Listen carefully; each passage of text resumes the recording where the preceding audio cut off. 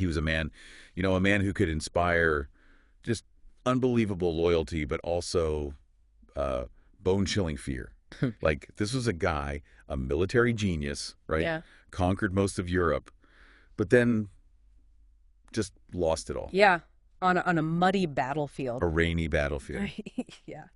You know who we're talking about. Napoleon. Napoleon Bonaparte. It's amazing how his story is just so captivating, right? Yeah. Even centuries later. Yeah. I mean, it's just full of these, like, crazy twists and turns. Absolutely. From, becoming emperor to being exiled, and the final defeat, all that. Yeah, his rise and fall is just, it's incredible. Well, you've given us some really good material to work with for this deep dive. Felt good. We've got firsthand accounts. Yeah. We even have battle maps. And there's something on, like, the psychology of the Russian winter. Oh, interesting. So we're going to kind of untangle, like, all the different parts of Napoleon's life. Yeah. Try to figure out what made him tick and explore, why is this story still so powerful today? Like, why do we still care? Yeah, I mean, there's so much to learn from him. His military strategies, I mean, they're still studied today in military academies. And Oh, yeah. even his legal reforms, like the Napoleonic Code, they still have an impact. Okay, so let's go back, right? Back to the beginning. Okay. Back to Napoleon's early years. Right. The Battle of Austerlitz. Yes. 1805. Uh-huh. This was a big win for him. I mean, this really made his reputation as, like, this military genius. Oh, absolutely. It was a turning point, I mean, he was facing Austria and Russia, like, together. Oh, wow. That's a pretty big deal. But he used the terrain, like, to his advantage. Kind of, he lured them in. And then, bam, just this devastating attack. It's like one of our sources describes how, like, he would ride along the lines of his troops, like, shouting encouragement. Oh. Like, can you imagine the charisma that would take to get people to just charge into almost certain death? I know. I mean, that speaks to his understanding of psychology, He was able to just tap into the emotions of his soldiers and create this sense of purpose, like we're all in this together kind of thing. It wasn't just tactics, though. No. Right. This was part of a bigger plan. This dream he had of, like, uniting Europe. Yeah. Under French rule. Exactly. It was all part of his grand vision, And Austerlitz, that was like a stepping stone. Oh, yeah. It showed everybody, like, hey, I'm a genius and you don't want to mess with me. But that ambition, Yeah. that's kind of what led him to, I mean, one of the worst military campaigns in history. Oh. Well, so back in 1810, Russia, they defied Napoleon's continental system. Basically, they were trading with Great Britain. Uh-huh. And he was like, nope, can't do that. No. And Napoleon saw this as like a personal challenge. Like, you're defying me. You're going to pay. So he puts together this massive army. Oh, yeah. Like the Grande Armée, right? Yeah. Over 500,000 men.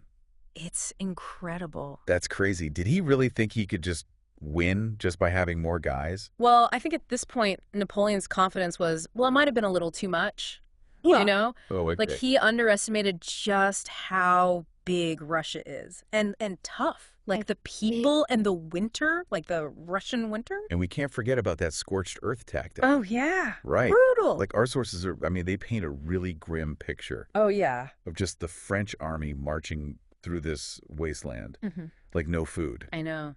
And then always being attacked by the Russians. Yeah, the scorched earth strategy was just devastating. I mean, as the Russian army retreated, they just burned everything. Crops, villages, everything. Wow. Even Moscow. So the French had nothing, no food, no shelter, and their morale just plummeting. And even the burning of Moscow, like, was that on purpose?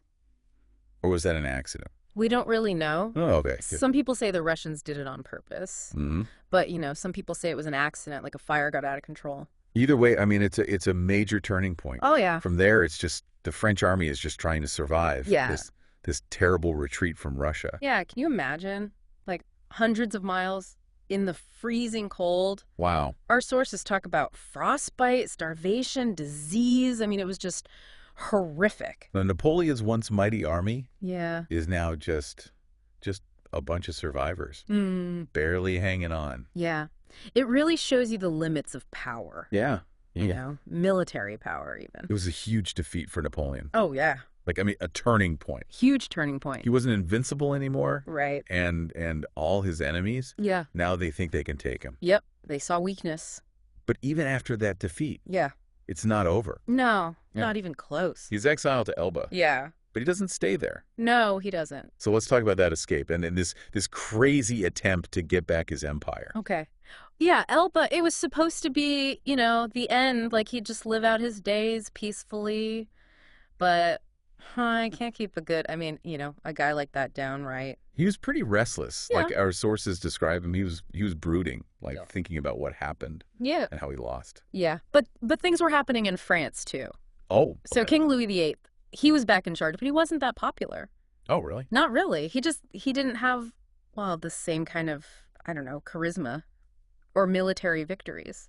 Okay. Yeah. So we've got Napoleon wanting to come back, and the people, they're not happy with the king. Sounds like a good, a good situation for a comeback. Yeah, totally. And Napoleon, well, he sees his chance. He escapes from Elba Wow. with a small group of loyal guys, sails back to France.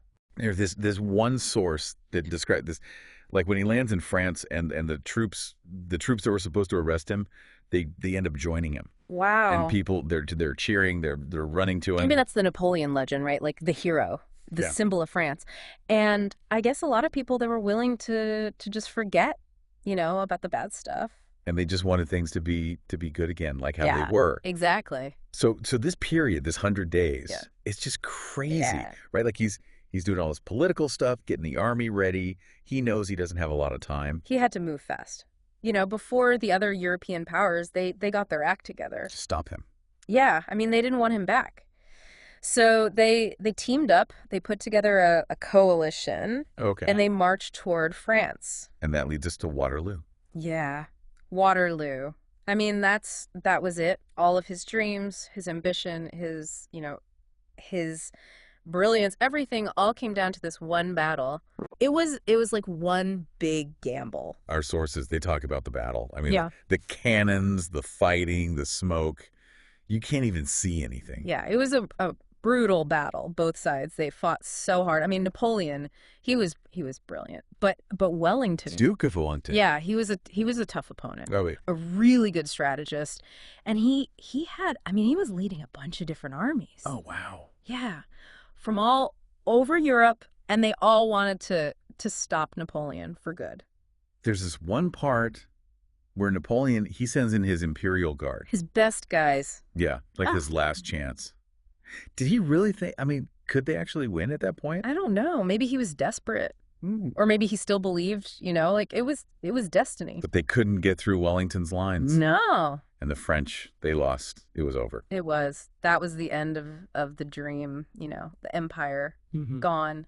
He abdicated again, Oh, wow. and this time there was no coming back. So what happened? He surrendered to the British. They sent him to St. Helena, this island way out in the Atlantic Ocean. And that was it. He lived out the rest of his life there, thinking about everything, far away from everything he had tried to control. Wow. What a story. Yeah. I Yeah. mean, it's a powerful story Yeah. about how even the smartest, the most ambitious people, they can still fall. Yeah, and make mistakes. Yeah. But it's not just about ambition and losing. No. It's about human nature Yeah. and power and the impact one person can have on the world. Before we wrap up, what lessons can we learn? I mean, from Napoleon, Yeah. from everything he did, the good and the bad. Yeah. It's amazing how, like, even now, 200 years later, we're still talking about Napoleon. I know, it's fascinating. The story, it makes you think about ambition, right? Empires rising and falling, like how one person can just change the course of history. Absolutely. But you mentioned his legacy. Like, how is he still impacting us today? Well, he wasn't just about, conquering. He made some big changes, not just on the battlefield, but like in government Oh, right. and in the law. You mean like the Napoleonic Code? Exactly. Yeah, I remember learning about that, but I don't really remember what it was. Like, how did it change things? Okay, so back then, France, they had all these old laws from like the Middle Ages, Mm-hmm. but the Napoleonic Code, it was like brand new. It said everyone's equal under the law, Mhm. and the government shouldn't be controlled by religion, and it protected people's property. So even though he was like an emperor, he helped spread these ideas that I mean, today we think of as like democratic. It's kind of weird, right? Like he wanted power, but he really wanted to modernize things, Yeah, yeah. to make things more, fair and efficient. It says in some of our sources that the Napoleonic Code, it even influenced places like Latin America and Oh Asia. yeah, it spread all over. That's crazy to think about. I know. I mean, it was written so clearly that other countries they used it as like a model to make their own laws. So it's like he did some good things, but he also, caused a lot of wars. Yeah. I mean, history, it's not simple, right? There's good and bad. Yeah. Even with people like Napoleon. We have to remember both sides. So as we finish up our deep dive, it's important to remember like Napoleon's story, it's not just some, history lesson. Right. It's about us. It makes us think about power, about, how much ambition is too much. And it reminds us that history, it's not just dates and battles. Yeah. It's about people, like what they wanted, what they were afraid of, what they did wrong. And Napoleon's story, it still makes us think, even after all this time. That's a great point. Well, thanks for taking us through all of this. Oh, you're welcome. I enjoyed it. And to everyone listening, we hope you enjoyed our deep dive into Napoleon. And maybe it'll make you want to learn more. So until next time, keep thinking. And remember, the past, it never really goes away. It's always part of who we are today.